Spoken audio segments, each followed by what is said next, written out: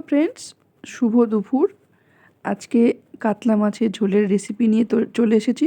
তার জন্য কাতলা মাছটাকে ভেজে নিয়েছি। তারপরে কড়াইয়ে অল্প একটু জিরে আর একটা কাঁচা লঙ্কা ফোড়ন দিয়ে আলু আর সজনে ডাঁটা দিয়ে তারপরে স্বাদ মতো আমি নুন দিয়েছি, দিয়ে হলুদ দিয়ে ভালো করে নাড়াচাড়া করছি। এই সময় সজনে ডাঁটাটা খেতে ভীষণ ভালো লাগে, সে যে কোনো সবজির সঙ্গেই। আর এই রান্নাটা একটু টক টক হবে বলে টমেটোটা একটু বেশি পরিমাণে দিয়েছি।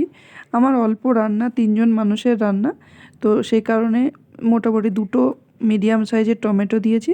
দিয়ে ভালো করে নাড়াচাড়া করে এর মধ্যে একটা মশলার পেস্ট রেডি করেছি, জিরে অল্প, ধনে আর একটু আদা বাটা দিয়ে মশলাটার একটা ঘোল পেস্ট রেডি করে এই আলু আর ডাঁটার যে ভাজা ভাজা হয়েছে সেই কড়াইয়ে সেটা দিয়ে দিলাম।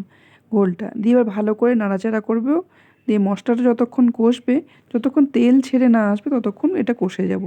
দিয়ে এবার অল্প পরিমাণে জল দিলাম, গরম জল। এটা বেশি ঝোল ঝোল হবে না, কারণ এটা একটু গায়ে গায়ে হবে, আবার একদম আবার ঝোল ঝোল হলেও ভালো লাগবে না।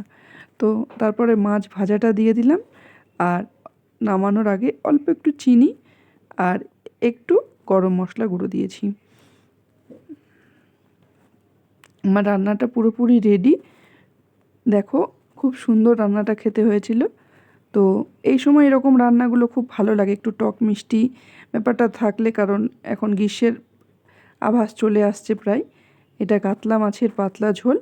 তোমরা বাড়িতে কোনো এক সময় ট্রাই করো। Thank you.